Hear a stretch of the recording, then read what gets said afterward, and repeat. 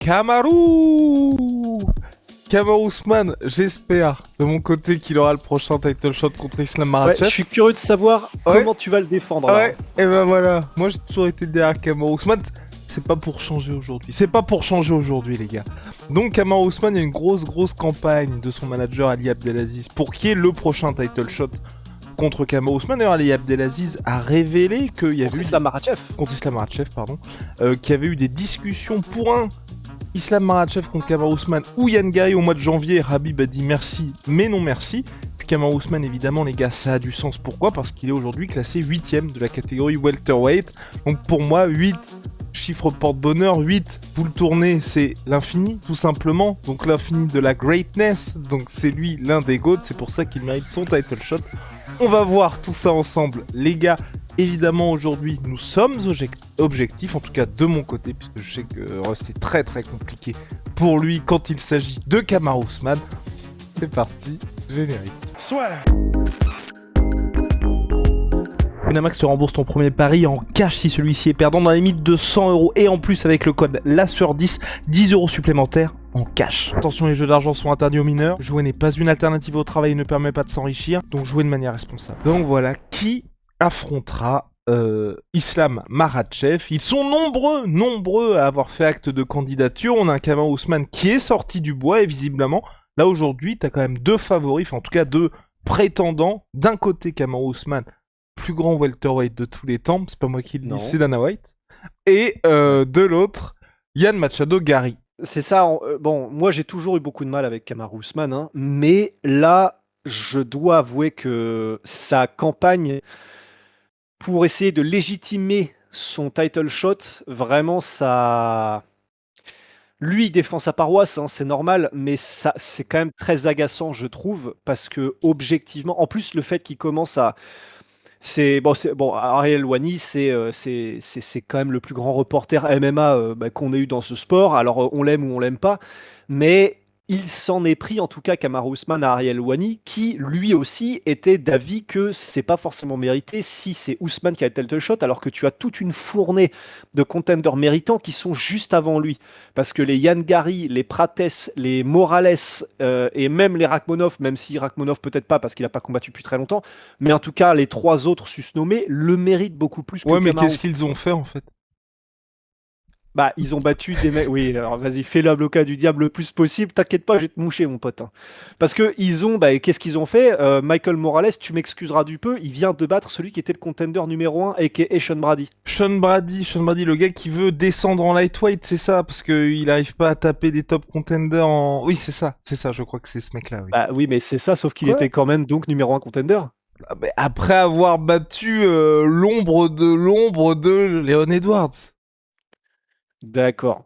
Donc, attends, c'était quoi les autres victoires de Sean Brady avant? Ah voilà, tu vois, tu t'en souviens même plus. Tellement c'était anecdotique. Tu m'agaces, tu m'agaces.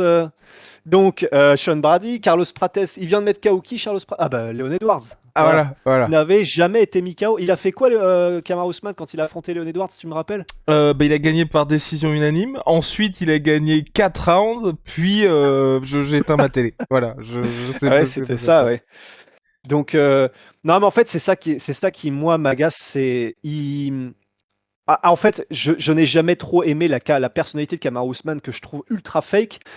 Mais là, d'essayer vraiment, en plus, tu sais, en étant offensif, genre il attaque. C'est-à-dire que c'est même pas juste, il estime, lui, qu'il le mérite, ou alors comme Diego Lopez, tu vois, Diego Lopez, bon, il est au courant qu'il ne mérite pas trop son title shot, mais bon, il n'essaye pas de le défendre, il est juste en mode, bon, bah écoutez, voilà, moi je l'ai eu, débrouillez-vous, c'est pas mon problème si vous l'avez pas eu, moi je suis très content.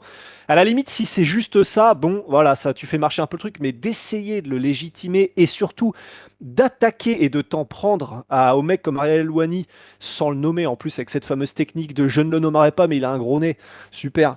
Bah, je trouve que c'est quand même très petit. Et en plus, enfin, je veux dire, c'est pas compliqué de deviner que c'est parce que Ali Abdelaziz est à la manœuvre et que Ali Abdelaziz a beaucoup de leviers qui font qu'il est important. Je n'aime pas cette mauvaise foi. Et en fait, ce qui est même pire pour moi, c'est que si ça n'est pas de la mauvaise foi, ça veut dire que le mec ne se rend même pas compte.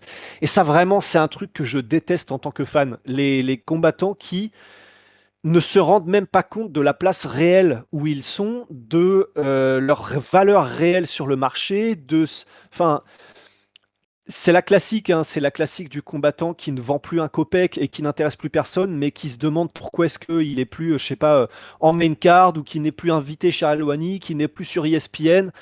C'est terrible parce que c'est très difficile de leur dire oui, mais le problème c'est que tu n'intéresses plus personne. Je dis pas que c'est le cas de Kamaru Usman, je dis juste que il n'est pas aussi légitime que le sont les autres contenders. Mais je dis dans sa manière d'analyser les choses, d'attaquer les reporters ou les gens qui donnent juste leur avis sans être insultant ou quoi, c'est vraiment chaque jour il me rappelle pourquoi j'ai beaucoup de mal avec lui quoi. Là où je vais défendre Kamaru Usman, c'est au regard Oh, de... étonnant. Étonnant alors. Non, là où c'est compliqué, c'est en termes... Évidemment, il n'est pas le plus méritant pour avoir le title shot Kamaru Usman. Il y a beaucoup de gars qui sont actifs et ça fait plaisir dans cette catégorie welterweight. Mais là où pour moi, ce serait intéressant que soit Kamaru, soit Shavkat ait le title shot, et pour moi, c'est les deux qui sont les plus intéressants, c'est Islam Makhachev est champion aujourd'hui. On a tellement vu Islam concasser du contender qu'on sait ce qui va se passer s'il affronte Carlos Prates, sauf accident. On sait a priori ce qui va se passer s'il affronte Yann Gary. Belal Muhammad est écarté. Michael Morales, j'ai envie de le revoir tester face à un vrai gros lutteur et un mec qui a son physique aussi. Mais sinon, j'ai vraiment du mal à voir ces mecs-là s'imposer contre Islam Makhachev. Et c'est vrai que donc stylistiquement, j'ai envie de le voir challenger Islam Makhachev. Et donc pour moi, les deux, c'est soit Shavkat, soit Kamaru Usman. Malheureusement, Shavkat, ça fait un moment qu'il n'a pas combattu, donc depuis Yann Gary. Et puis même contre Yann Gary, Oui, c'est pas en lutte qu'il a brillé, hein. exactement. Et donc, en plus, ça s'est un petit peu étiolé tout l'aura d'invincibilité, du 100% aussi de finish, puisque cette fois-ci, il n'a pas réussi à finir pour la première fois de sa carrière. Ça fait que dans les trucs où tu te dis tu peux jouer sur quelque chose où t'as du suspense, t'as un mec où tu peux en plus milquer le... Il y a eu le combat contre Hamzat, oui il perd les deux premiers rounds, mais ensuite c'est quand même très chaud, et encore quand je dis les deux premiers, le premier il se fait rouler dessus, le deuxième ça peut être d'un côté comme de l'autre, et le troisième il revient. Là tu te dis c'est en 5 rounds, et t'as un vrai angle narratif, et t'as un vrai suspense aussi, parce que c'est vrai que perso, enfin je sais pas ce que t'en penses toi, mais Islam Makhachev contre Kamaru Usman, qui oui, a eu ses 3 défaites consécutives, mais c'est pas comme s'il était aux fraises. Il est revenu un Kamaru Usman lutteur contre Buckley. Islam contre Kamaru, même aujourd'hui, bah pour moi, il y a vraiment match, tu vois. Bah, ou en tout cas, c'est un des plus intéressants et surtout effectivement quand on voit ce qui s'est passé dans Ousmane contre Chimaev. Mais en fait, à la limite, ça, je suis d'accord, hein.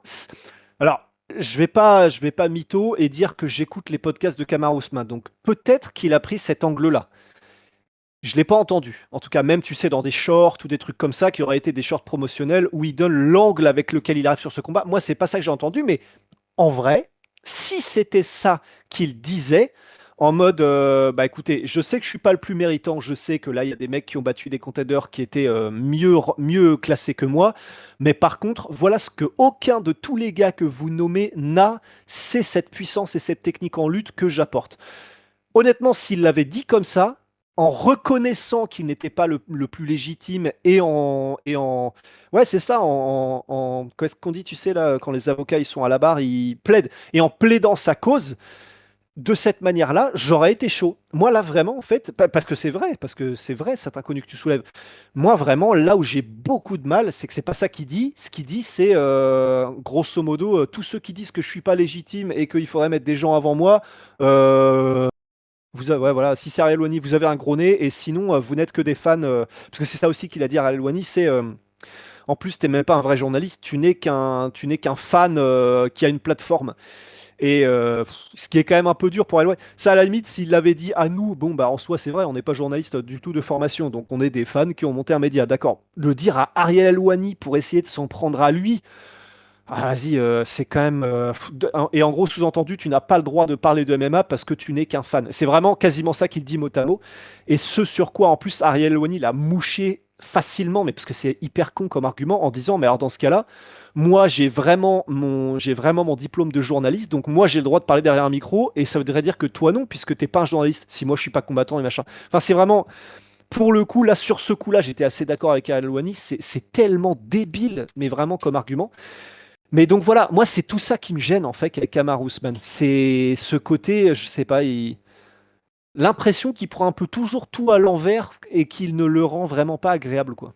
Mais donc, pour revenir aux sportifs, Rust, et c'est là tout le problème de cette catégorie, et le problème que j'ai actuellement, c'est qu'il n'y a pas trop de top lutteurs, puisque Sean Brady s'est fait écarter de la course au titre, et que là, désormais, il est en train de regarder les lightweights. Et c'est ce qui m'embête un petit peu avec ça, c'est qu'aujourd'hui, donc, on a un Kamaru Usman qui pose des vraies questions sportives, et là, quand tu regardes le reste de la catégorie, malheureusement, t'as pas de mec qui est élite, de chez élite, dans ce domaine-là. Et j'ai vraiment peur que si Islam venait à rester et n'affrontait pas Kamaru Usman là pour ce prochain combat, tu vois, t'es beaucoup de trucs de ce qui s'était passé avant avec Khabib où les mecs s'entretuent, c'est passionnant jusqu'au moment où ils ont le title shot et puis malheureusement, enfin vous le savez, on le répète souvent, vous n'êtes aussi bon que votre dernière performance. C'est typiquement un Jack Della Maddalena qui est passé de wow, takedown defense de fou, et même s'il se fait amener au sol où le gars aura des réponses, ça risque d'être compliqué.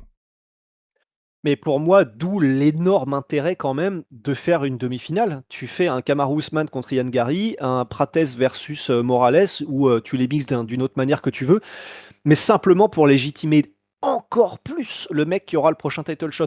Tu fais ça en février ou un truc comme ça, et puis ensuite Makhachev contre le gagnant, tu le mets en, je sais pas, en mai, juin. Voilà, de toute façon, comme ils combattent 2 fois par an Islam, ça se fait sans aucun problème, mai, juin, voire même juillet, hein, et puis ensuite ils recombattent en décembre. Et là, c'est parfait. Et là, on pourrait plus rien dire. Honnêtement, si là, tu mets un Kamaru Usman contre Yann Gary et qu'il le fume, ou un Kamaru Usman contre Morales et il le fume, parce que Prates, on sait à peu près normalement comment ça devrait aller, vu que sa faiblesse, c'est la lutte, bah, je suis chaud. Et là, plus personne ne pourrait rien dire. Mais mon petit doigt me dit que Kamaru Usman n'accepterait pas ça. Et qu'il sera en mode, non, non, j'ai déjà prouvé, je suis ancien champion, je vais pas me retaper contre un petit contender alors que je le mérite. Je peux me tromper, j'espère que c'est le cas, mais voilà ce que je pense qu'il dira. Et on n'a pas fini d'être tout rouge et de retenir votre respiration là. Oh là là, mais ouais, mais c'est. Mais après, l'UFC, là, dans la situation dans laquelle ils sont, c'est. Sinon, c'est Yann Gary, et visiblement, c'est ce qu'Ali Abdelaziz a dit dans les options. Je pense qu'il pourrait être le gars qui pose le plus de problèmes à Islam jusqu'à ce qu'on voit et qu'effectivement ça se termine. Mais c'est ça un peu qui m'embête, c'est que les mecs sont jeunes, et c'est vrai qu'à chaque fois, comme il faut aller 1 an, 2 ans pour se reconstruire après une défaite, franchement, cette catégorie, je la trouve super. Enfin, là, t'as un vrai renouveau. Et c'est pour ça que moi, le Kamaru Usman, ça m'embête pas de le mettre dans un title shot aujourd'hui parce que vraiment, moi, c'est uniquement pour ce côté sportif et puis tu vois, d'avoir une espèce de course. Et même, j'ai envie de dire, une espèce de. Une catégorie à 2 vitesses parce que même un Islam Makhachev, il y a 1 an, il ne faisait pas partie de cette caté welterweight aussi. Mais et tu préférerais pas avoir un Yann Gary Kamaru Usman en février, juste histoire d'être sûr, et après, comme ça, on a tous ce qu'on veut? Je veux aussi. Ah, pardon.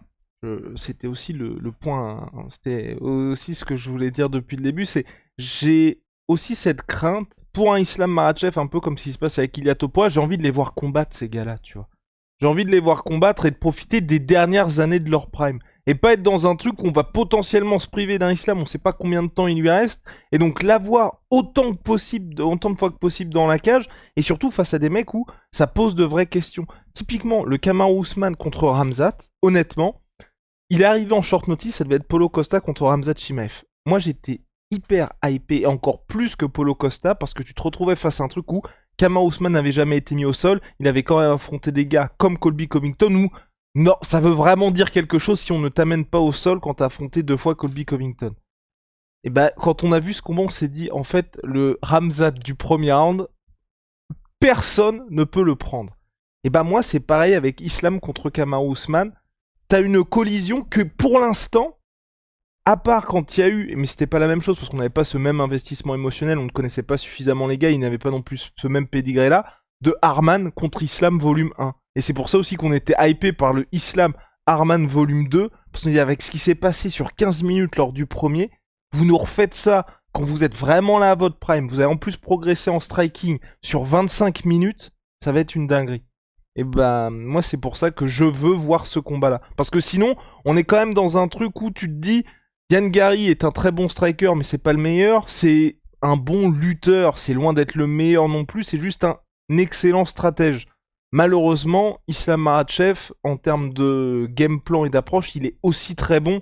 Et c'est pour ça que Et l'autre, pour moi, l'autre option, c'est Shavkat, tu vois, mais c'est vrai que, tu vois, pareil, Shavkat, le faire revenir contre Islam Makhachev aujourd'hui, si le combat se passe très bien, ce que je dis là aura mal vieilli. Si par contre il se fait rouler dessus, bah il y aura un peu ce côté, le gars a été rushé, là tu repars dans un truc où le gars va être dans les méandres de la catégorie, t'as 4-5 combats où il doit battre des mecs, bon, on sera tous passés à autre chose. Et donc la raison pour laquelle tu préférerais avoir Kamaru directement contre Islam et pas avoir Yann Gary versus Kamaru, c'est parce que comme ça, tu peux peut-être faire combattre Islam 3 fois dans l'année au lieu de 2. Et que Kamaru, pour moi, c'est la fin. Enfin, c'est la fin. Dans le sens, c'est pas du tout l'avenir de la catégorie, tu vois. Enfin, il lui reste un combat, 2 combats, grand maximum. Donc autant, enfin, tu vois, battre le fer tant qu'il est chaud et pas être dans une situation pour. Enfin, il y a aussi ce truc-là. Enfin, un mec comme Kamaru Usman, il est pas rincé aujourd'hui. Et même quand t'es pas rincé, tu vois, un Cerudo contre Talbot, moi, ça me met un peu mal parce que je me dis, même si le gars c'est le dernier combat de sa carrière, tu vois vraiment que l'UFC se sert de lui, tu vois. Tu vois que l'UFC se sert de lui et que, bon, bah voilà, le mec sert de rampe de lancement pour leur nouvelle star. Alors qu'il est toujours très bon, je veux dire. Cerudo, là, le dernier combat contre Song Yadong, ça s'est terminé à cause d'un repo qui était très compétitif jusque-là, il n'y avait pas de souci. Kamaru Usman aujourd'hui, avec ce qu'il a montré, même s'il y a eu cette série de défaites, je pense que il fait toujours partie des meilleurs welterweights de la planète. Tant qu'à faire, tu fais ce combat-là. L'UFC, ils nous ont habitués à faire des trucs qui n'avaient pas trop de sens. Bon, je trouve, tu vois, typiquement, je trouve qu'un Kamaru Usman qui a le title shot, c'est moins déconnant qu'un Paddy Pimblett qui a le title shot. Surtout contre Justin Gaethje. Voilà. Oui, c'est moins Donc, déconnant, mais c'est c'est... sûr, hein. Mais c'est terrible, donc ce qu'on est en train de faire, c'est terrible parce que dans un monde où il n'y a pas Diego Lopez qui a un title shot Oui, et Pimblet versus Gaethje qui est organisé, on n'a pas de comparaison à faire et donc on dirait juste c'est complètement con. Maintenant, en fait, on en est rendu à faire du bah oui, mais c'est quand même moins pire que les autres dingueries. C'est dur quand même, hein. c'est dur. C'est dur, non, mais après, c'est là, après moi, c'est vraiment aussi ce côté stylistiquement où tu te dis que c'est intéressant. C'est comme le, tu vois, je veux dire, Merab contre Oumar Nurmagomedov, j'ai envie de le revoir ce combat-là.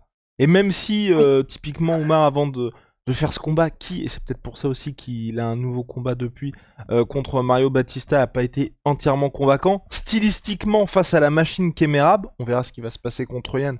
Pourrait y avoir un upset, les gars. Si on a à nouveau le même truc, vous avez... en fait, il faut un gars qui ait des réponses face au style du mec. Donc vous regardez ce que les mecs proposent, bah oui, bah Oumar c'est le gars qui paraît le plus adapté. En fait, c'est surtout dans ce côté-là quand t'as des champions qui sont aussi dominants et que tu te dis, enfin, il y a des mecs, j'ai juste pas envie de les voir, tu vois. Vraiment, moi, c'est comme Khabib à l'époque où on était là en mode putain, Justin va y passer, Dustin va y passer. T'as pas, enfin, c'est dur de voir ça. Et malheureusement, t'as pas cette ça aurait été bien, tu vois, d'avoir un petit peu plus de lutteurs dans cette catégorie, ou d'avoir un Colby Covington un petit peu plus actif. Ah, Euh, ça. oui. Pour pouvoir savoir un peu où est-ce que les mecs en sont. Colby Covington qui est toujours 13ème d'ailleurs. Ah bah bien sûr, ah bah lui il est ranké à vie, hein, il est classé à vie lui. Donc voilà, c'est pour ça. C'est pour ça que de mon côté, je mène campagne contre Kamaru Usman et ça ne me dérange pas non plus si l'UFC arrive à le mettre en place qu'on ait un Kamaru Usman typiquement contre Yann Gary. Parce que c'est vrai que si Yann Gary passe Kamaru Usman, on aura de vraies réponses là aussi. Et on pourra cocher cette case parce que c'est vrai que Yann Gary contre Kamaru Usman, il pourra pas se cacher Yann Gary et tu vois, ça mettra du poids à ok, le gars peut quand même résister aux attaques en lutte et puis sont tous tout ce qu'il dit en mode personne n'est aussi rapide que moi chez les welterweight, je commencerai à y croire un petit peu. Même si bon. Voilà. Et j'ai oublié cette variable Ramadan aussi en fait. Parce que de toute façon, Islam Makhachev, bah, probablement qu'il ne recombattra que à partir de mars ou je sais pas quoi, hein. Et c'est peut-être pour ça que l'UFC lui a donc proposé, ben oui, ce sera au mois d'avril. C'est pour ça que l'UFC à mon avis lui avait proposé le spot de janvier. Pouah. Ah ouais, non, bah ça va être le bordel. Ça risque d'être le bordel cette catégorie. Parce que c'est vrai qu'il y a beaucoup de monde. Il y avait aussi, donc là, à prendre avec des pincettes. Enfin, je dis ça les gars, mais si ça se trouve c'est vrai parce que bon, Michael Moraes lui a dit aussi que l'UFC lui avait proposé le title shot. Donc j'ai, bah et cela dit, il a quand même battu le gars qui était classé contender numéro 1 si je ne m'abuse, Sean Brady. Ouais, Sean Brady, eh oui. Donc bon. Bah c'est sûr.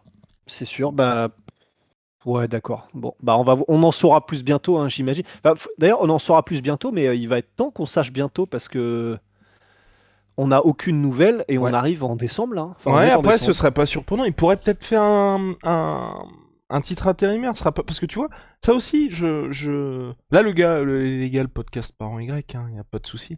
Mais j'y pensais par rapport à Justin Gaethje contre Paddy Pimblett. Le règne de Habib, il y a quand même toujours eu des champions intérimaires quand il avait la ceinture. Il combattait une fois par an à Abu Dhabi et il y avait tout le temps des champions intérimaires et personne ne s'étonnait de ça, tu vois. Donc c'est vrai que t'es dans une situation, Islam est peut-être un petit peu moins actif, une catégorie où il y a autant de prétendants, pourquoi pas. Mais c'est vrai que là, le vrai problème, et tu fais bien de le dire, les demi-finales ont beaucoup de sens, mais avec le retour de Shavkat, ça fait un 5e mec qui vient se mêler à la course au titre, ça fout un peu la merde. Oui. Surtout que... Enfin, sauf si on écarte Carlos Prates, parce que comme tu l'as dit, et quand Ross disait point faible, enfin je veux dire, tout le monde le met au sol, hein, Carlos Prates. Hein, donc c'est le vrai problème, et à moins de le mettre dans des combats un peu champagne qui font plaisir aux gens, tu vois, même Carlos Prates contre Shavkat, il se fait soumettre. Enfin, pour moi, c'est très très compliqué de le prendre comme un prétendant Ouais. crédible, tu vois.